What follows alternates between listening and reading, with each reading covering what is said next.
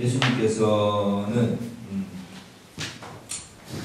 유대인의 명절 때 예루살렘으로 다시 가셨습니다. 거기에 이 예루살렘의 성전 바로 밑에 있는 이 빗물을 모으는 저장고라고 보시면 됩니다.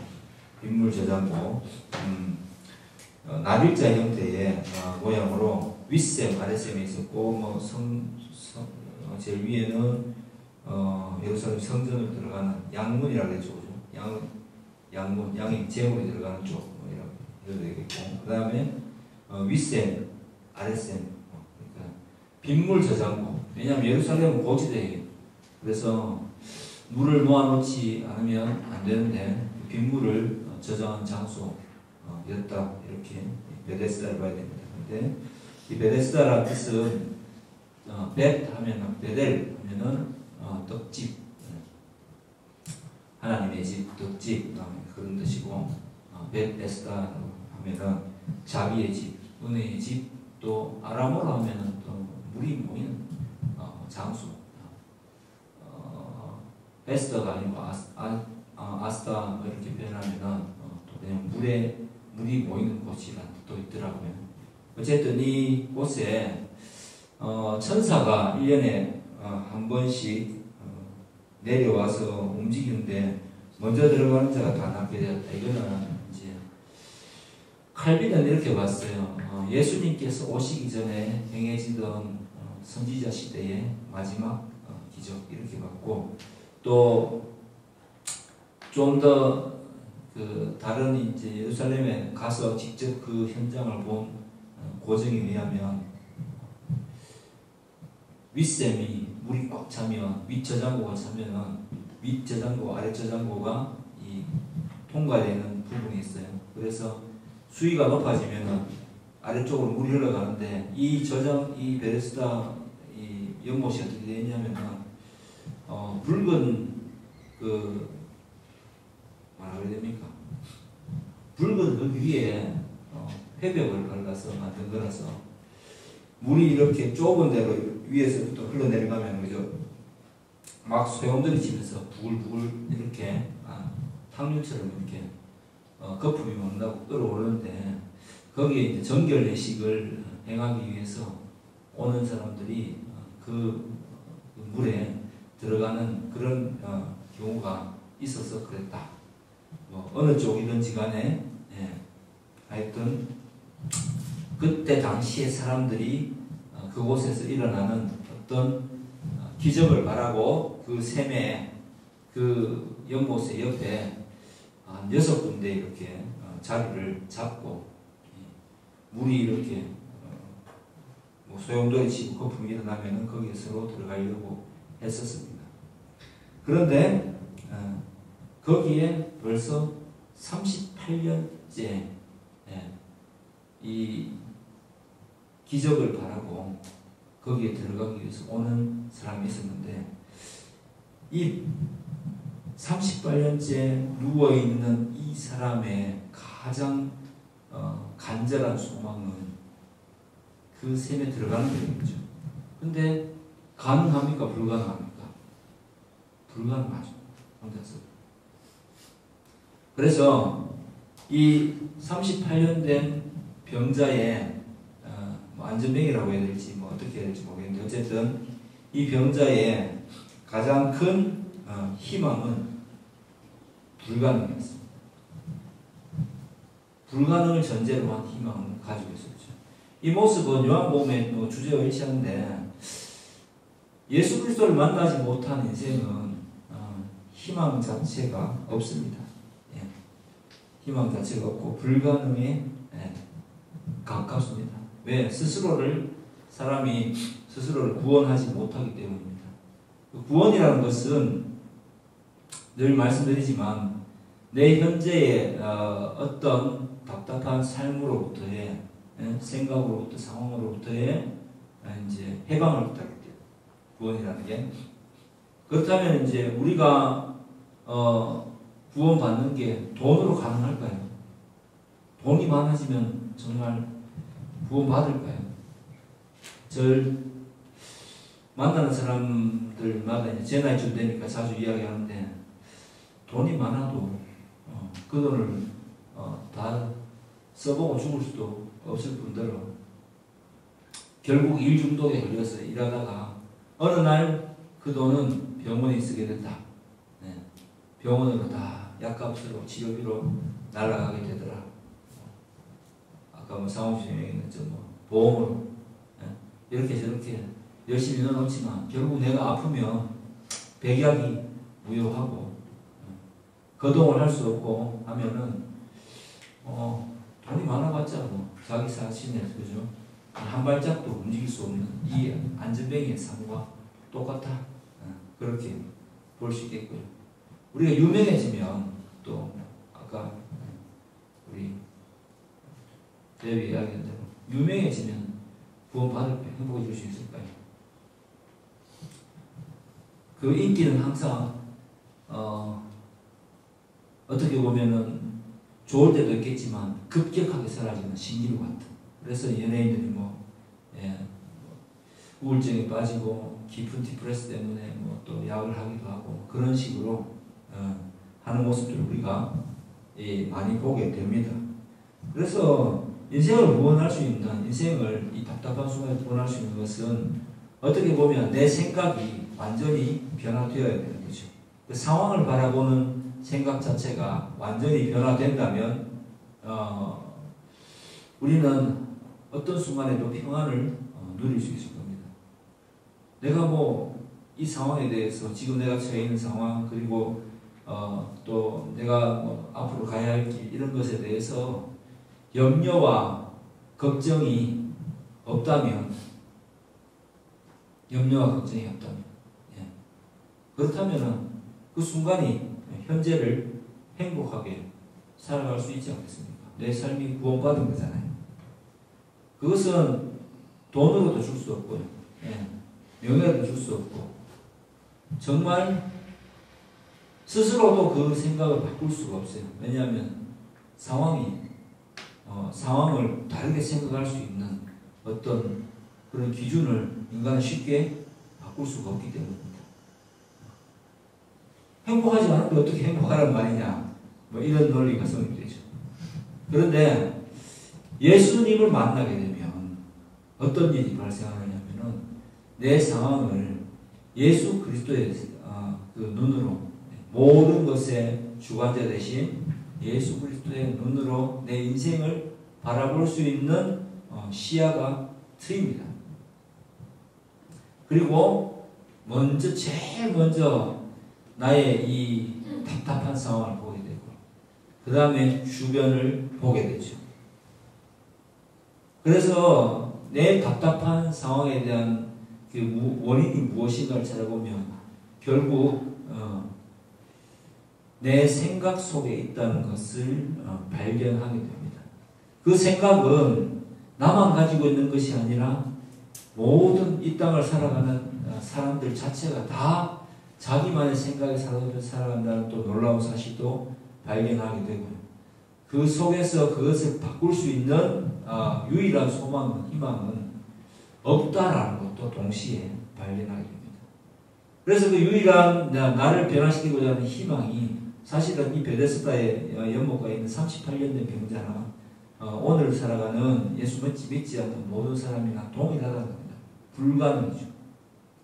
최후의 희망이 불가능일 때, 그때 우리가 누군가를 찾는 것이 아니라 예수님께서 선택하신 자를 찾아오십니다. 어떻게 찾아오십니까? 그냥 찾아오십니다.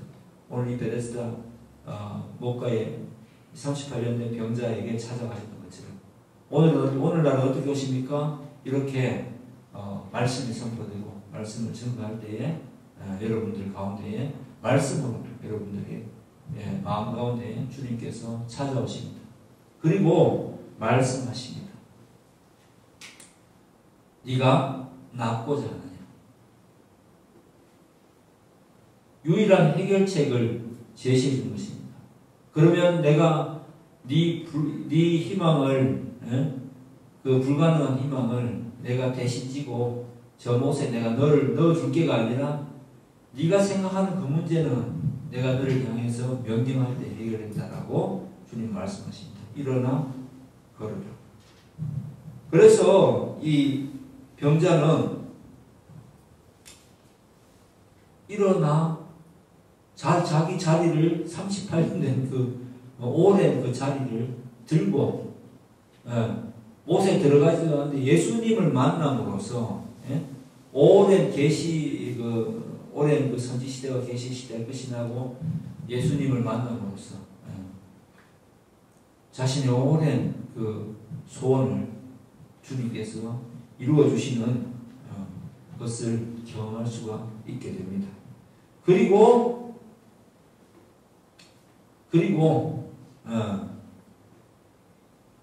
예수님을 성전에서 다시 만나게 됩니다. 그때 예수님께서 말씀하십니다. 뭐라고 하십니까? 네가 나았으니 축하한다가 아니라 더 심한 것이 생기지 않게 다시는 죄를 범하지 말라 하시니 이렇게 말씀하십니다. 이 죄는 어떤 죄일까요? 이 죄는 유대인들의 입장에서 봤을 때 그런 겁니다. 유대인들은 지금 병자나 절름발이나 그죠? 재물도 그죠? 전박이나 흠이 있는 것들은 성전에 들어갈 수 있어요, 없어요? 들어갈 수가 없습니다. 근데 이 사람은 예수님을 어디서 만납니까? 성전에서 만납니다. 예수님 때문에 드디어 하나님의 거룩한 처소로 부르심을 받고 들어갈 수 있는 자격을 얻게 됩니다. 그래서 예수님을 성전에서 만났다 이렇게 되어 있습니다. 그래서 예수님께서 정결케 된 그를 보면서 하시는 말씀입니다. 네가 이제 드디어 부족한 것에서 완전함으로 하나님을 만날 수 있는 상태가 되었으니 다시는 죄를 범하지 말라. 하나님 없는 삶을 살지 말아라 라고 말씀하십니다. 여러분에게도 마찬가지겠지요. 우리는 예수님을 만날 때 비로소 성전에 들어갈 수 있게 됩니다. 하나님을 만날 수 있게 되고 주의 영이 임하시게 되고 참 자유를 얻게 되고 주님의 말씀을 깨닫고 그 말씀대로 살아갈 수 있는 자유를 얻게 됩니다. 그건 정말 놀라운 일이거든요. 그렇게 되면 우리의 생각이 변화됩니다. 나 자신을 냉정하게 바라볼 수 있게 되고요. 누구에 대한 사실 원망도 없어지게 됩니다. 그리고 감사가 넘쳐나는 삶을 살게 됩니다. 내 자신의 지금 이 현실에 처한 현실에 대해서도 소위 말해서 긍정적 시각으로 바라볼 수 있게 됩니다. 왜? 예수께서 함께 하시니 이제 나는 정결케 되었으니 하나님의 자녀가 되었으니 내 모든 길에 주님께서 동행하실 것입니다. 그리고 내 모든 인생의 문제를 해결해 주심을 믿기 때문에 더 이상 그러한 내가 생각했던 문제가 되지 않고 오직 내가 문제가 있다면 내가 좀 더 하나님 앞에서 얼마나 더 정결케 내 삶을 살아갈 수 있고 내 인생 마지막에 종점이신 더 새로운 삶을 살게 해주실 그리스도와 함께 끝까지 동행할 수 있는 그러한 사명을 감당할 수 있겠느냐라는 것에 대해서 문제의식을 가지게 될 뿐입니다. 그래서 그는 예수님을 만나게 된 자는 진짜 비로소 예수 안에서 참 자유를 얻고 행복해지게 됩니다. 지금 나를 짓누르고 있는 현실 같은 것이 더 이상 문제로 보이지 않게 되는 놀라운 경험을 하게 됩니다. 간혹 저를 만나는 사람들이 이야기합니다. 제 상황이 그렇게 주변에서 봤을 때 좋지는 않은 것 같아요. 그렇게 좋지 않다고 보는데 사실 이 김 목사의 마음 가운데는 우리 집사람도 그렇게 얘기하는데 멘탈이 갑이다라고 이야기하는데 저 사실 그렇게 멘탈이 갑이 편은 아니에요. 남들보다 평균적으로 강한 편은 있겠지만 그렇게 강하다고 보이지는 않습니다. 제 스스로. 저는 어떤 마음으로 사느냐면요. 어떤 인생에 문제가 생겼을 때 하나님께서 이 문제를 어떻게 보실까? 라고 생각하시면서 하나님 보시기에 내가 생각하고 내가 걸어간 이 길이 말씀에 비추어 보아서 큰 문제가 없다면 한번 따라해 볼까요? 알아서 하시겠지. 한번 더 알아서 하시겠지. 알아서 해주십니다. 할렐루야. 이게 정말 저는 중요한 신앙의 태도로, 주님 이렇게 됐는데 내가 원하는 방향으로 이루어 주시옵소서라는 것은 베데스다의 30발 있는 병자가 뭐라고 하는 것과 똑같습니까? 아이고 마침 잘 만나시다. 물이 끓을 때 내 좀 저쪽으로 들여보내주세요 라는 말과 똑같을 겁니다. 그렇겠죠? 그런데 주님을 믿는다면, 주권자의 주님을 믿는다면, 자, 이 병자는 어떤 믿음을 보입니까? 자리를 들고 일어나서 갔어요. 예. 한 번도 38년간, 적어도 38살 넘겠죠. 한 번도 일어선 적이 없는 사람이 어떤 새 힘이 올라오는 걸 느꼈겠죠. 그래서 그 힘을, 다리의 힘을 느끼고 자기의 침상을 들고 자리를 들고 걸어갔습니다. 그리고 그가 간 곳은 또 성전이었습니다. 성전에서 이 이후에 예수님을 만나게 됩니다. 우리도 마찬가지입니다. 주님께서 알아서 해주십니다. 알아서 해주는 데는 대단히 딱 중요한 조건이 있는데, 내가 주님의 부르심에 부응해서 주신 믿음으로, 주신 능력으로 내가 내 인생의 길을 걸어가는 것입니다. 두려워하지 않고. 이미 발생한 일인데 남들이 볼 때는 정말 답답하고 참 꼬인 것 같은 인생이고 뭔가 길이 보이지 않는 것 같은데, 본인 스스로는 예수를 만난 사람은 그 문제가 더 이상 문제가 아님을 발견하게 됩니다. 내가 영원히 죽을 수밖에 없었던 나를 주님께서 만나 주셔서 그냥 답답하고 내 인생만 바라보고 내 것만 바라보고 내만 잘 되길 생각하고 어떻게 해서든지 간에 내 인생이 내가 원하는 대로 흘러가길 바랬던 나를 만나셔서 그런 나를 변화시켜서 성도로서 살아가게 해주신 그 주님께서 내 인생의 앞길을 당연히 책임져 주시지 않겠습니까? 예. 너희는 먼저 그의 나라와 그의 의를 구하라. 그리하면 이 모든 것, 입고 먹고 마시고 즐기고 하는 인생의 모든 필요들을, 이 모든 것들을 주께서 너희에게 더하시리라고 약속하셨습니다. 어떻게 이루어지는지는 분명히 내 방식으로 이루어지지는 않아요. 하지만 주님의 방식대로 이루어져 갈 것입니다. 신앙을 이렇게 오해하면 안 됩니다. 그렇게 해주셨으니까 이제부터 내가 주님을 위해서 내가 열심히 계획해서 주님을 기쁘게 해드려야지 라는 것은 정확한 신앙의 모습은 아닙니다. 주님이 이 일을 어떻게 해주시는가를 한번 지켜보면서 내가 이 생각 저 생각을 많이 하는 것이 신앙이죠. 어떤 생각을 하고 하는 것이 가장, 이 생각 저 생각은 그런 거죠. 가장 주님의 마음에 말씀에 합당한 생각입니다. 그래서 그게 사실 조금 섣부르고 잘못 생각한 판단이었다 하더라도 in Jesus name, 예수 안에, 예수 이름 안에 있으면 우리는 정죄함이 없습니다. 그게 잘못된 게 아니라고. 잘못되면 수정해 주시겠죠. 내가 방향을 살짝 잘못 잡으면 어떻게 합니까? 주님께서 다시 생각나게 해주시고 이미 일어난 일에 대해서 문제가 되지 않도록, 그죠? 그것을 또 잊게 해주시고 주변 사람들에게, 그리고 이 일을 정말 주님의 뜻대로 인도하시는 모습들을 발견하는 것. 그게 신앙의 재미입니다. 여러분, 만약에 인생이 안 풀립니까? 그럼 주님을 정말 더욱더 오늘 같은 말씀의 어떤 이 경우들을 보면서, 요한복음의 주제를 보면서 더욱더 주님을 신뢰하십시오. 믿으십시오. 주님이 반드시 이 일을 해결해 주실 거다. 예수 믿는 사람은요, 사실 다 내려놓음이 되면 날로 인생이 점점 더 행복해집니다. 실제로 행복이라는 게 아까 이야기했잖아요. 내가 원하는 것을 내가 설정해놓고 내가 그것을 이루기 위해서 막 발버둥 치면 사람은 행복하지가 못해요. 항상 미래에 대해서는 걱정을 하고 과거에 대해서는 뭐가 남습니까? 후회가 남고 현재는 답답합니다. 왜? 미래를 향한 걱정 때문에 현재가 행복해질 수가 없어요. 오늘 제가 여러분들께 교제하는 그 제 그걸로 가장 재밌었던 일은 무엇인가? 여러분들이 다들 대답을 했습니다. 그래야 우리 인생에는 재미가 있습니다. 예.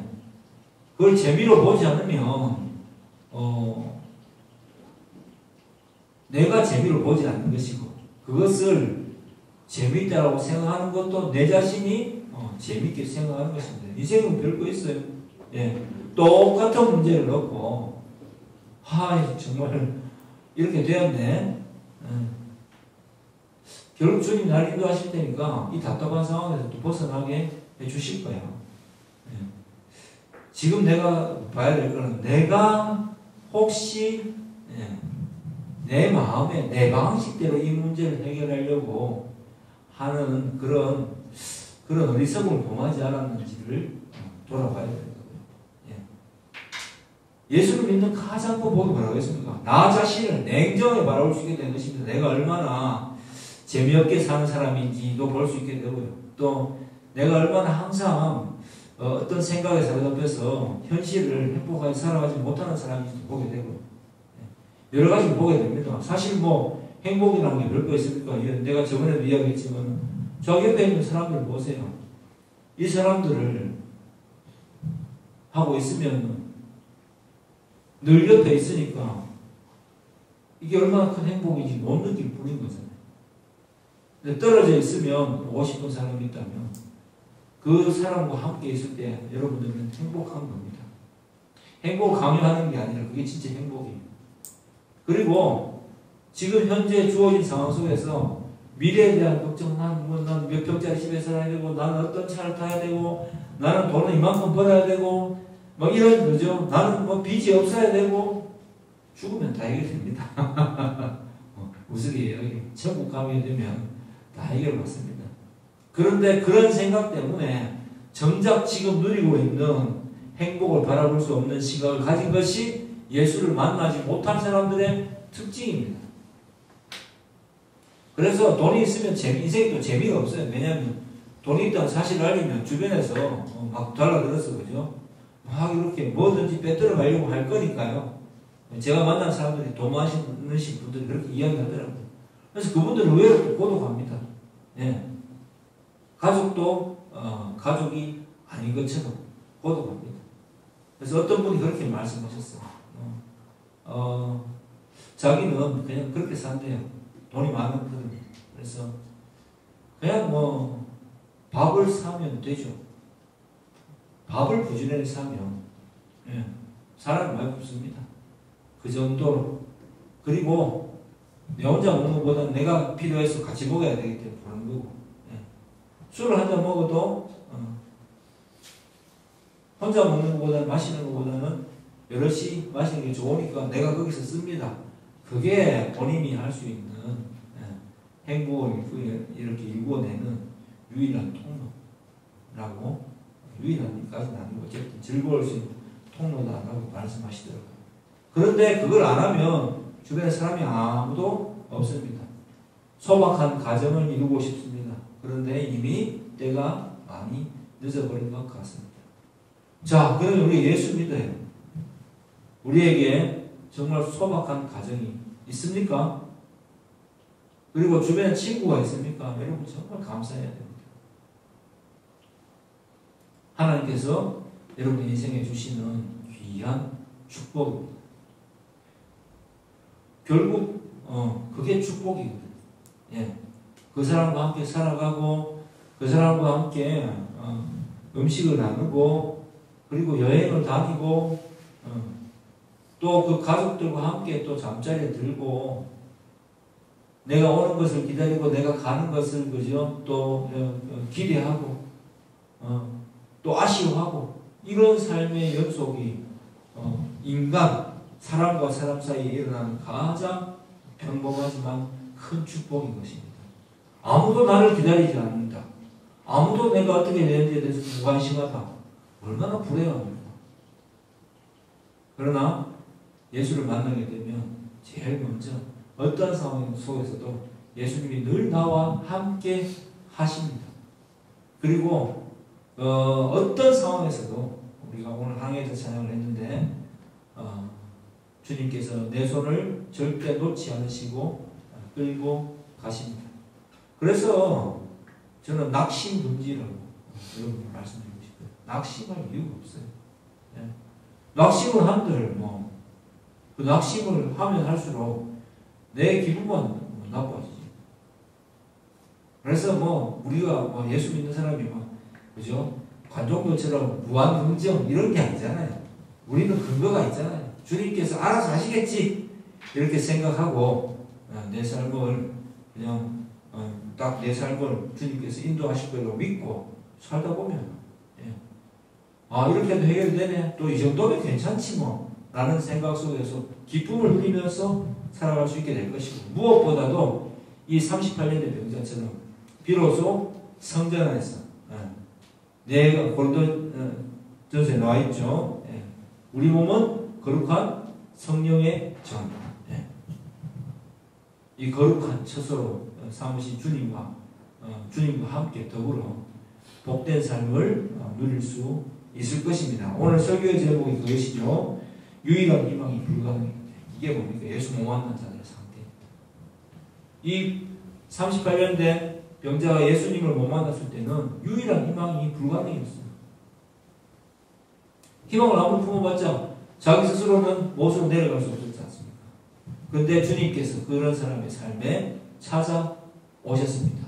우리도 예수를 만나지 못하면 가만히 생각해보면 여러분의 희망이 불가능할 수 있습니다. 그러나 예수님을 만나게 된다면, 그러한 삶 가운데, 우리의 삶 가운데 찾아주셔서 우리를 만나주신다면 우리는 방향 설정이 바로 되고요. 내가 늘 몸만 바라봤는데 그냥 예수님 말씀하시면 일어나 걸어가면 되는 겁니다. 새 힘을 얻게 됩니다. 그리고 그 예수께서 주시는 그 힘은 우리가 상상할 수 없는 거대한 능력이요. 주님께서 공급하시는 그 능력은 세상이 감당할 수 없는 큰 믿음일 것입니다. 이러한 믿음과 이러한 놀라운 축복이 저는 오늘 이 자리에 앉아 계신 우리 성도 여러분 모두에게 임하시기를 주의 이름으로 축복합니다. 기도하겠습니다.